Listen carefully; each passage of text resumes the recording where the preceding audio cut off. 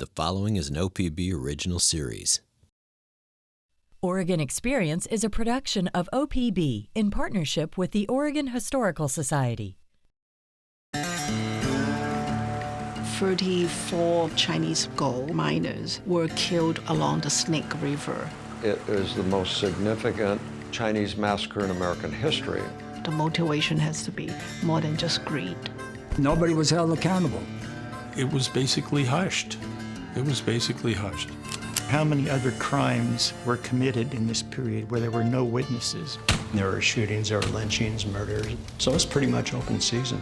This is a history people don't know about.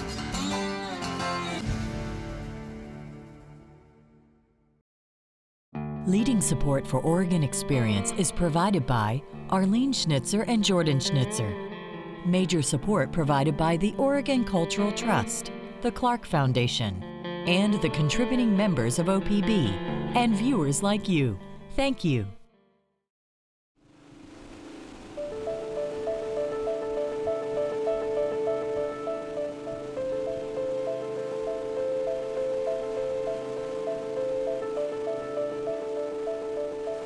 The Snake River cuts through Hell's Canyon, dividing Oregon and Idaho.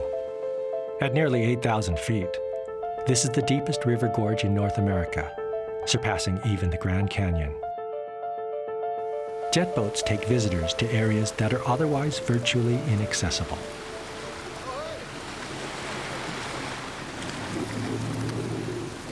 Okay, folks, at this site, about 34 Chinese gold miners were killed in a 2-day period here in Hell's Canyon. All the bodies out of that camp were actually thrown in the river.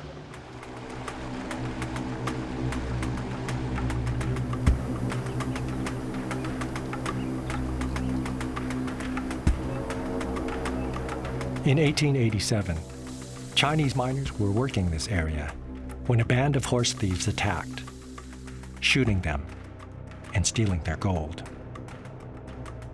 It was one of the worst mass murders of Chinese in the nation.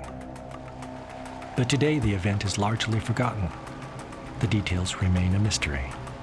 This is a story we need to tell. This is part of a cover-up that lasted for about 100 years. Greg Noakes was a reporter for The Oregonian in 1995 when a packet of missing documents about the massacre turned up in the Wallowa County courthouse. They were hidden in an old safe that had been unused for many years.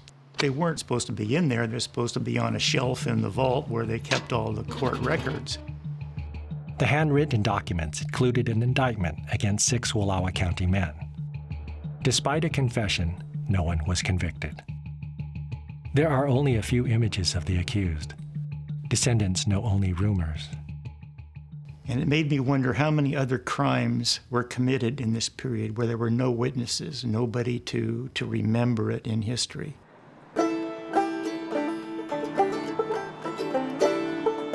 Wallowa County in far northeastern Oregon is home to about 7,000 residents. It's bordered by the Snake River on one side and then mountains on the other side, so it's geographically isolated. So it became kind of a self-sustaining economy and community.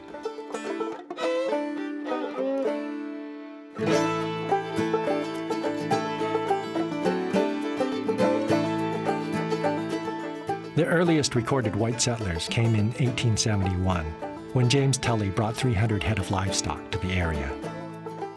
In the 1870s, people were always looking for land, looking for a place to farm and settle and raise their families. Most were small ranchers, just trying to get by in the harsh environment. The remote landscape also brought its share of outlaws. Then you attracted the rogues and the adventurers. The unnamed many, probably illiterate, most of them.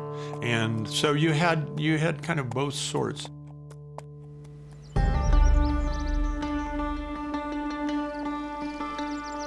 Settlers and outlaws alike were newcomers.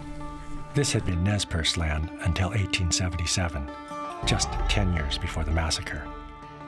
Rather than being forced onto a small reservation, Chief Joseph led his people on a doomed trek towards freedom in Canada. Crossing from Oregon to Idaho at this spot on the Snake River, He led a handful of women and children, a handful of warriors, and several livestock to this location right here, where they started building horse-hided rafts. The site is known as Dug Bar. It's about 3 miles from where the Chinese were killed. According to local legend, in the 1880s, a stagecoach robber holed up here with stolen gold. There was a stagecoach robber named T.J. Douglas who robbed a stagecoach in Montana of several gold bars, probably valued at $50,000, maybe even at the time, and buried them there at the site of what is now Dug Bar. The story goes, 2 men, Titus Canfield and Bruce Blue Evans, were using the bar to move stolen horses across the river. Canfield and Evans had found out about those gold bars and killed Douglas and took the gold bars. In 1887, the 2 men would also be accused of killing the Chinese miners. Blue Evans and Titus Canfield, who were regarded as the ringleaders, they all fled the county, and they were never held accountable for the crime. Of the miners who were killed, we don't know very much about them. In the story, there's no Chinese voice. It's an emotional thing for me, and when I read some of these documents, it's just very hard for me to feel that, oh, that could be my uncle, that could be my great-grandfather's relatives. At the time of the murders, at least 10 of the Chinese victims were identified, but the names were written in English. Chinese naming practices included a family name, the village and generation, and lastly, the given name. In America, those names were simplified and information was lost. We know 2 of them, their Chinese name, they are Zebo, Zeguo, and the rest, we only know their name in English. Cho Mei Ho tracked the group to a specific region in southeastern China in today's Guangdong province. This group of people come from more specifically from Panyu County. That's where my father was born. My father comes from the same county as these victims. The Cantonese always want to explore. They want to see more. Beginning in the 1850s, tens of thousands of Chinese followed the gold rush to the American West, an area they called Gumsan, Gold Mountain. There were these distorted rumors about gold just lying in the street and that they could go and pick it up. From China, they traveled over 6,000 miles by ship, borrowing money for the journey. There were 6 Chinese companies who paid for their way across, and then they owed them for that passage in many respects. From San Francisco, the company sent men in groups to the gold fields, spreading first through California, then north into Oregon Territory and beyond. In 1870, the census recorded over 3,000 Chinese in Oregon. By 1880, the number jumped to almost 10,000. They lived mostly in Chinatowns scattered throughout the state, separate from white communities. Oftentimes, they did not want to assimilate. It was a situation where they would come to the United States for 10, 15, 20 years, make some money, and go back home and do very well. Some did just that. One of the most successful men spent decades in Jacksonville. The region's first hydraulic mining operation was established by Chinese mining contractor Jin Lin. He is believed to have made over $1 million and eventually retired to China a wealthy man. Most Chinese were not as fortunate, making little money while facing discrimination and hostility.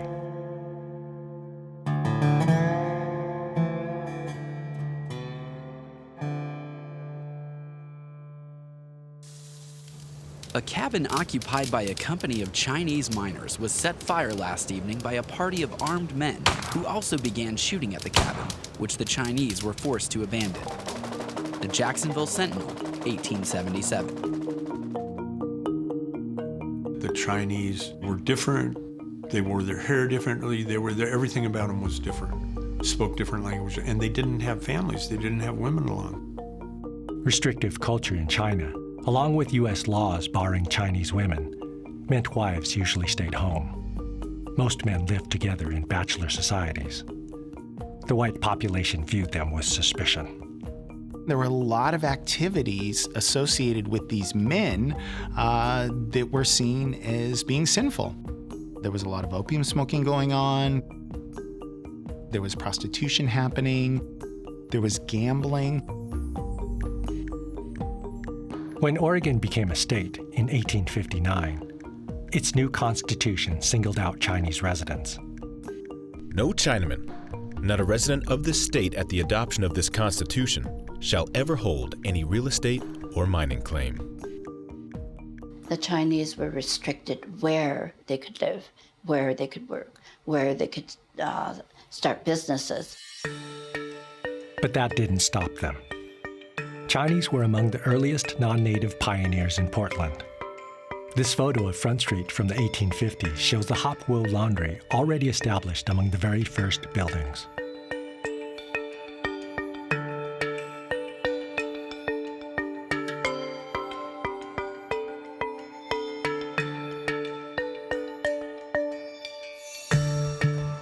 The Oregon Chinese Consolidated Benevolent Association was established in the late 1800s in Portland's Chinatown. Today, its historic building houses a small museum. These are some of the costumes that were worn by some of the Chinese opera actors when they performed on the stage down in the main hall. The building was an important community center for Portland's early Chinese residents. Here in Portland, they would provide many services, sometimes shelter, temporary shelter, until they could find housing elsewhere within the community for those new immigrants, or until they could find work for them. Some worked as cooks or household servants. A few opened businesses. But most did backbreaking labor that allowed communities to grow. Working in canneries on the coast, clearing farmland, and building the railroads that connected the West. The Chinese were willing to work for whatever they could earn just to make a living. The Chinese were being blamed for taking jobs away from white workers. They weren't completely unjustified, these white laborers, in thinking that the white bosses would like to replace them with Chinese. In 1882, Congress passed the Chinese Exclusion Act, banning Chinese laborers from entering the country. It was continually updated and renewed, only repealed in 1943, when the Chinese became a U.S. ally in World War II. It was the first immigration act that targeted only the Chinese. No other ethnic groups were under that particular law. A few groups were exempt, such as merchants, students, and tourists. But it was almost impossible for them to become citizens. And if they left the country, they had to get certificates to re-enter. If they left 4 or 5 times in 20 years, there was a photo for each time they left and each time they arrived. The National Archives in Seattle holds the Chinese Exclusion Act case files from the Pacific Northwest.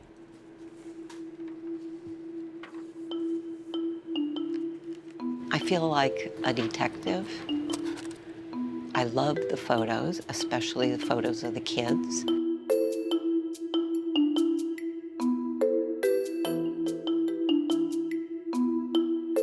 Merchants were allowed to bring their wives in. They had to prove that they were married.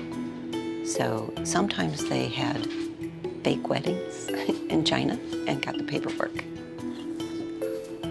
These documents provide clues to early Chinese immigrants and their lives. This box has an early file. Although the act started in 1882, there really aren't that many files for the 1880s. So far, no one has found any record of the Hells Canyon victims among these files. The victims of the Chinese massacre likely came before the 1882 Act, but some laborers managed to get into the country illegally, fueling even more anti-Chinese sentiment. Labor unions had sold senators and politicians on the idea that if Chinese exclusion were passed, then incidences of violence that were taking place on the West Coast would stop. And if you look at the incidences of violence post-exclusion, it didn't stop. And in some ways, it was even worse. So Chinatowns were burned out, Chinese were shot, they were chased, they were hung. 85 and 86 are really the horror years for Chinese in America. In 1885, tensions exploded all over the West. In February, mobs in Eureka and Canyon City stormed Chinatowns, burning buildings and forcing residents to leave. In August, coal miners in Rock Springs, Wyoming, attacked Chinese workers in a labor dispute, killing 28 Chinese and chasing hundreds out of town. In October, a mob in Tacoma, Washington rounded up Chinese residents. They were backed by anti-Chinese Mayor Jacob Weisbach, a German immigrant who was not an American citizen. Tacoma was so horrendous. It also was joined by the mayor and the fire chief. They helped rounding up the Chinese, take them down to the railroad in the rain, and a couple of them died overnight. Just beyond what was then the city limits of Portland, 50 masked men beat Chinese woodcutters and tore apart their camp. In Oregon City, more than 150 workers at the woolen mill were driven out. The attacks were instigated by future Oregon Governor Sylvester Penoyer. But Portland's mayor spoke out against the anti-Chinese mobs, and Judge Matthew Deede's public statement calling for order was widely credited with stemming the violence. An evil spirit is abroad in this land. It tramples down the law of this country and fosters riot and anarchy. Judge Matthew Deede, 1886. The atmosphere in Portland and in Astoria is that, no, we want them to be part of the growing economy. And so Portland was a haven. Sometimes the Chinese demanded their rights, filing lawsuits with the help of white residents. In Silverton and Astoria, parents sent their children to integrated schools. In Lewiston, Idaho, Chinese laundry workers went on strike, refusing to pay discriminatory taxes. And they said, if the white man doesn't want a clean shirt, then we won't do it anymore, and they can throw us in jail. At least we get fed. At almost 500 miles from the Pacific Ocean, Lewiston is the furthest inland seaport on the West Coast. Chinese arrived in the 1860s, and for decades, it remained an important supply base for the region's miners and railroad workers. The Chinese called this 1500 Mai, which is 1,500 miles approximately away from San Francisco. In the fall of 1886, a group of Chinese set out from Lewiston up the Snake River. They would have had to pull their boats with ropes, push them with poles 65 miles from Lewiston against the current of a fast-flowing river in areas where the cliffs are precipitous. They would have had to climb along these cliffs to pull their rafts and boats. I can't imagine how they did that. Following the river, they traveled into Hells Canyon, setting up camp along a small stream known as Deep Creek. There's the wall the Chinese built. There's the hole that they dug. This is what they were looking at every day. You're looking across where they built pathways. You can see it. You can see their work and impact. For months they mined this area, probably finding mostly fine powder, maybe a few $1,000s worth. And a group of thugs on horseback came over the hills and proceeded to kill every single Chinese there and to rob them of their gold.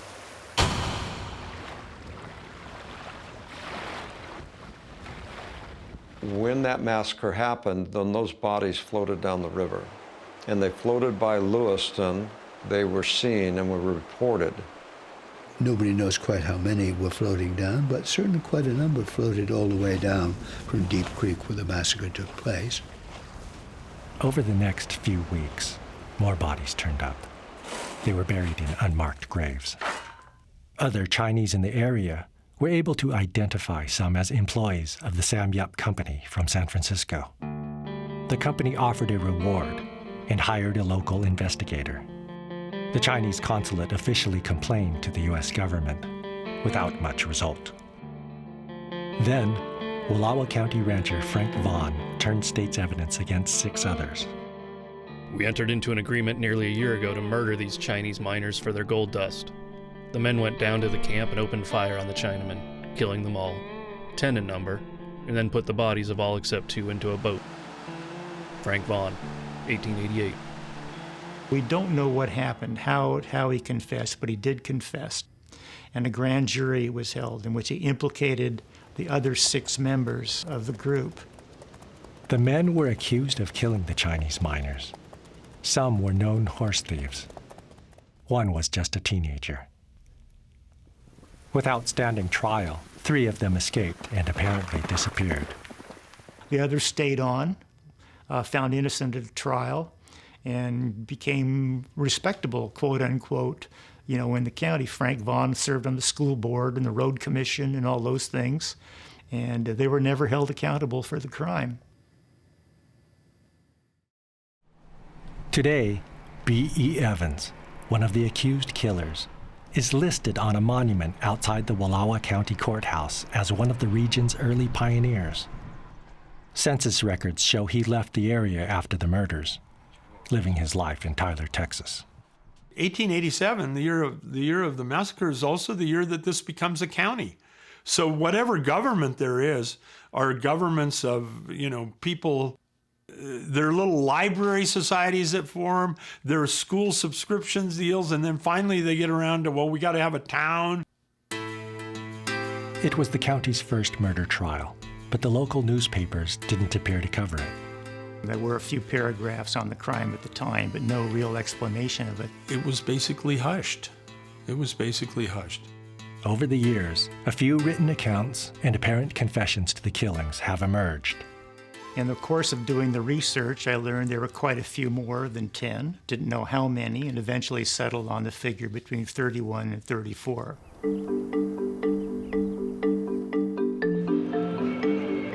To further the research, Cho Mei Ho and Bennett Bronson tried to track down the victims' descendants. We went to China and looked for the village, and with a very, very small hope that we could find out which families that might still be around to tell us more about them.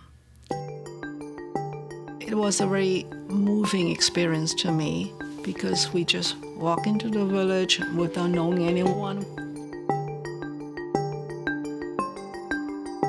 They didn't find any direct family of the men who died at Hell's Canyon. But they did meet clan members, people with the same family name that share a common ancestor. And so we have a group of elders listening to the stories that we told them, what happened along the Snake River, and they listen with such a kind of intense feeling.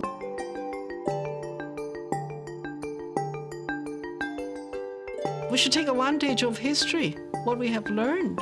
And can we use some of the lessons that we learned to make things better today? Go ahead. A group of us in Lewiston decided to have an annual conference called Chinese Remembering, and we had that conference for 5 years. And one of the purposes of that conference was so little of the history of the Chinese in that region is known, because they're all gone, was to keep alive that history. The group worked to get the site officially named Chinese Massacre Cove. We wanted to put a permanent memorial to those 34 Chinese men who died. Of all the many things I'm proud of in my professional career, my involvement with that monument it makes me proudest. They held a ceremony to dedicate a granite monument at the site. The wording on the stone is in English, Chinese, and Nez Perce. Shay Chow. Shay Lin Chung. A Nez Perce elder and a Taoist priest blessed the event. I know the priest was there to perform a very important ritual. Like the spirits of water and fire to release all those people who are suffering and to reborn again. We have one particular ceremony is for the dead, and especially the wrongful dead. Once the blessing had taken place, there was this strong gust of wind that swept over the hillside. And you ask one guy, and he'll say, "Geez, man, it's just the wind," and then another guy will say, "No, it's those restless spirits who are departing this place, who perhaps are showing their gratitude for telling their story and for honoring their presence there."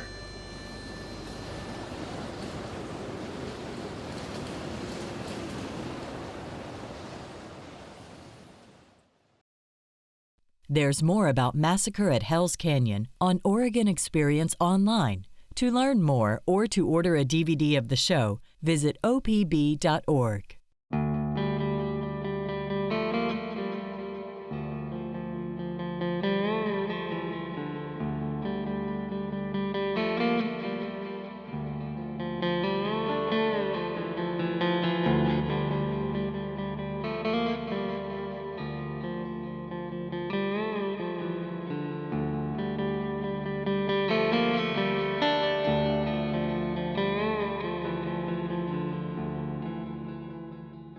Leading support for Oregon Experience is provided by Arlene Schnitzer and Jordan Schnitzer.